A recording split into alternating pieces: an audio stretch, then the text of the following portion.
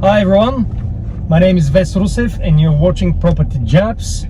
We have another episode and this time we're going to talk about a little bit more finance. So this is Tenzin from Loan Market. Hi Tenzin, how are you? Hi Vess, I'm very good, thank you. Beautiful morning for a drive. Yes. So Tenzin, can you say a few words about you and what you do before we start with a few things about the market? Yeah, sure. So I'm Tenzin. I work with Loan Market and I've been working out of the base for the last, would you say, about 4 or 5 years. Okay. But I've been working in the financial industry for close to 18, 20 years. I know that's a very long time. Yeah. So my background prior to coming out here or going into mortgage broking was working on non-bank deals as well. And not just the bank deals. Yeah. So we work especially with mortgages that were hard to place. So you needed to find solution outside of what the banks would traditionally do. So that was the background that I came from initially. Okay. Okay. Is that second tier lending or? Yes. Okay. Yes. Okay. So second tier lending, because I mean bank tier is pretty much cookie cutter, right? It's Yes. just thinking outside the box that normally is the tricky bit. Yeah. So that was my background initially. Okay. Interesting. Okay.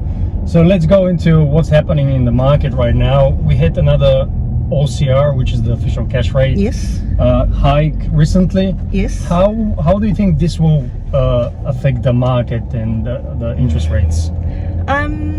Interest rates, of course, it's had an impact. I mean, because that was a hike of 50 points versus the 25 that most economists thought was on the way. So Yeah. that's definitely kind of, I wouldn't say put the brakes on, Yeah. but even despite that, you would see that the banks actually did raise their interest rates just recently. Yes. But prior to that, for about a week, even after the 50 basis point hike, none of the banks pushed their rates up. And you Okay. have to remember that there was another hike of 50 points in February, and there was Yeah. no hike from the banks afterwards. So do they absorb it? Yes, they 100% did. But I mean, there has, like in the last couple of days, Westpac and yes, ANZ and Westpac both pushed their rates up, but the points went up by 20 to 30. It was not as much as Not the 50. 50. The whole thing wasn't passed on. Even on the floating rates, which you would have thought normally, the banks just pass on whatever the OCR hike is onto the floating rates. After the February hike, they didn't get passed on at all. It Yeah. stayed there at 7.99.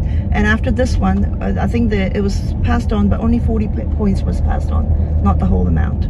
Okay, so it's just absorbing. They're gonna cash less profit in that case. Well, I mean, yeah, but the thing is that no, that's not even the thing. Okay. The reason the central bank or reserve bank pushed the rates up was because the wholesale rates were actually coming down, which meant that the banks had some capacity there to pass on some savings to the consumer by pushing the rates down. And this was the Reserve Bank's way of sending a message to the bank saying, no, you're not doing that. Okay. So while the CPI or the inflation rate is sitting at 7.2%, the last thing they want is for the banks to push the rates down. So Yeah. this was a clear message from the Reserve Bank to the banks saying, you basically stop. You're not going to send any more. You're not going to provide any more rate reductions, because for a few months between February and the OCR hike not long ago, you would have Yeah. seen that there were a couple of banks that sent out specials at 4.99, 5.99, etc.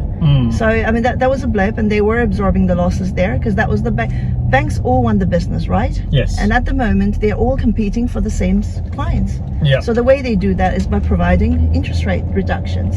So this was their way of doing that. But just a bit more on that, Yeah. you would see that the 3, 4, 5 rates from Westpac at the moment, after the so-called hike on the 1 and 2 years, is actually 5.99. Okay.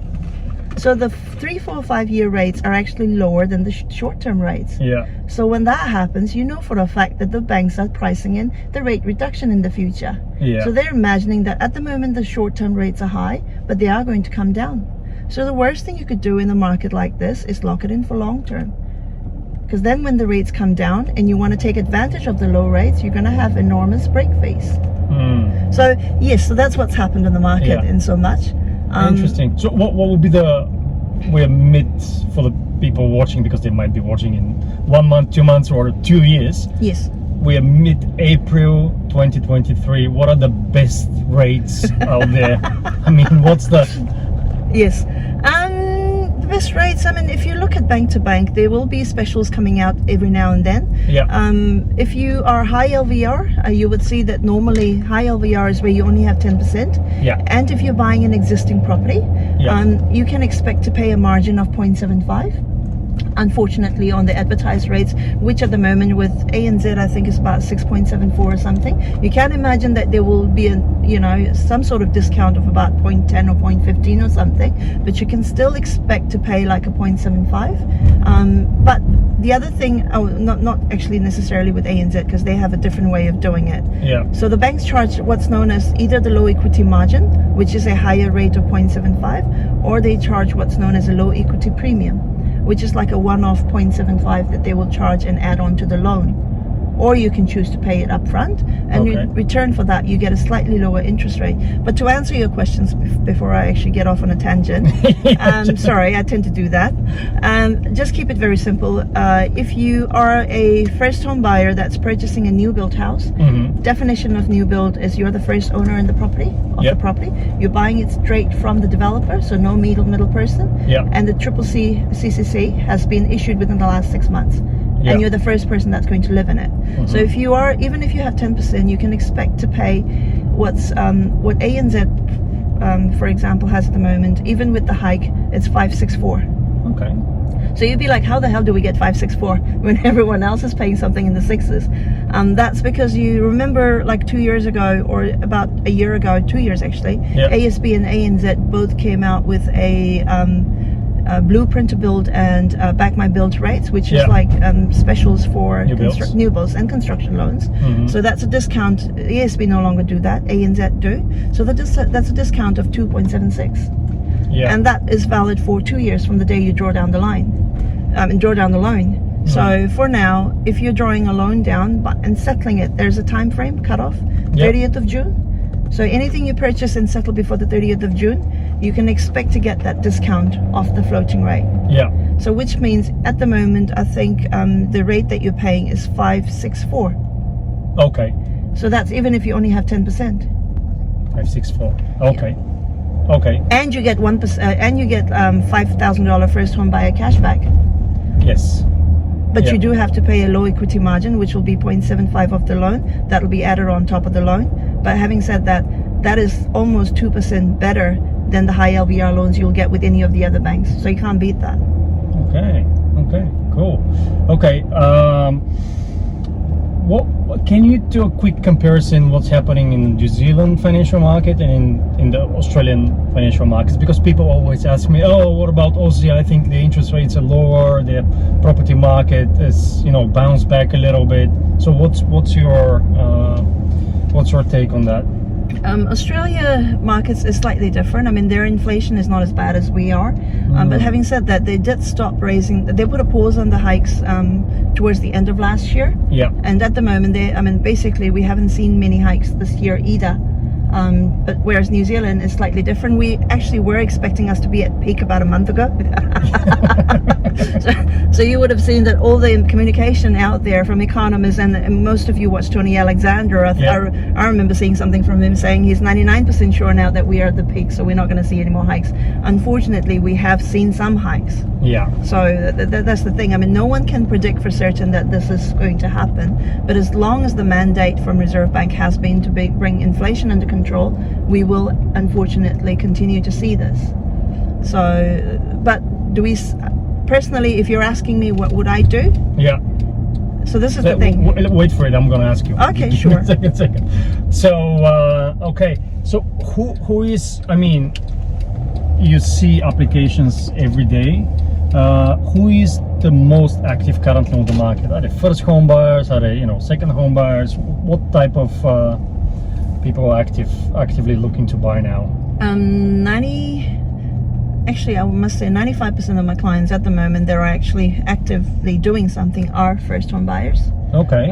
So they are, and I must say, to give you a very quick example, in the last couple of months, I would say, like since February, we're seeing more activity in those couple of months than, not even a couple of months. In a week, we'd probably see more activity than we saw in a month last year. Okay. So that there is a big upsurge, because what I try to tell people, when things started quietening down, that is back in 2021, as mortgage advisors, we saw the application numbers drop before you actually saw the activity in the market. Yes. Or the loss of activity, I should say. Yeah. So similarly, it feels at the moment like every weekend I get not just applications, which are coming through, but about 5 or 6 people saying, Tenzin, we found something. Tenzin, can you look at this property? So these are not just people sitting on their, sitting on their approvals, but actually actively trying to do something, because there is a feeling out there that we are at peak or close to peak. And then when there is when that happens, because of the property prices being at a level that is like unheard of in the last couple of years, you can now find something that's decent for that family, and that's within budget. And you have more options. Yeah, exactly. Okay, so mainly first home buyers. Interesting. Yeah, mainly first home buyers. They're usually the one that need finance anyways. Yeah. In most cases, right? We do have like the occasional person that wants to upgrade, but those we tend to find sit on it a lot longer, or are not as active, or are not happy with what they're getting, and most of the time that is. Yeah. Whereas first home buyers tend to just get in there and just get it done. And other thing we see is they come along with 5-6 properties at a time.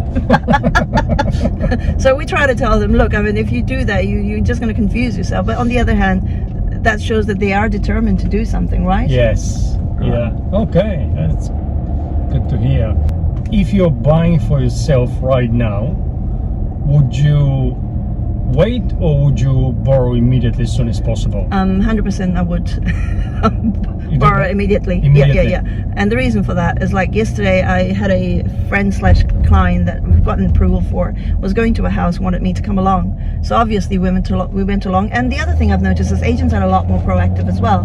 So although we went to that particular property, they ended up taking us to 5 other properties in the neighborhood at the same time while we're there. Yeah. And then some of them were such a bargain, and I mean, home and income scenario, and like the difference was only going to be $150,000 to get one of the price over what we were looking at. But the return was going to be like basically that particular thing would help service, not only by doing that, he would not only service the 150 extra he was borrowing, but get another 200 to 300 a week to service his own mortgage. So there are some fantastic buys in the market at the moment. In fact, I must admit that I was actually quite tempted, and I said, if you're not keen on this, I am. So yes. So, and why do you think it's that you explain a little bit, but is there any fear of interest rates going further up, so people want to borrow as soon as possible, immediately? No, I don't think that's the driving motivation. I mean, if that was the case, then you'd probably see people pulling back and sitting tight, waiting for the market to drop a lot more. And if you listen to half the economists out there, not even half, actually a quarter, people are still saying we're going to see further drops in the market. But it's already at such a low point, and the only way you would ever get a loan at this point in the market is if you could show that you could service it. If you're showing the banks that you could service the mortgage, don't forget it's been tested at 8.5%, 9%, close to that. So if you can show them that you can service a mortgage at that rate, then I mean, I think that's more than comfortable. So I mean, if you're asking me, do I see things going into the double digits? I 100% don't. But then there is a reason why. I mean, the Reserve Bank is trying to get inflation under control, because that doesn't just impact first home buyers, but it impacts everyone. So like a very short 3-sentence explanation on how inflation works. So basically, say for example, I mean, not just inflation actually either. So basically, inflation eats away at your savings. So say for example, you've got $100,000, you put it in a 12-month fixed deposit scheme, you get a 5% return on it. So today, with $100,000, you can buy something for $100,000. You put it in an account. After 12 months, you get $105,000, right? Yes. Now, the rate of inflation at the moment is what? 7.2%, right? So if you don't do anything, at the end of 12 months, you'll be minus. Exactly. Minus 2,000. Yeah, exactly. So you've actually lost the purchasing power. So for you to be getting the same sort of, actually not going backwards, you need the return to be equal to the inflation rate or higher. Otherwise, you're losing money. You're going backwards, and that's why people during inflation. I mean, that's why they're trying to bring it down or control it to some degree.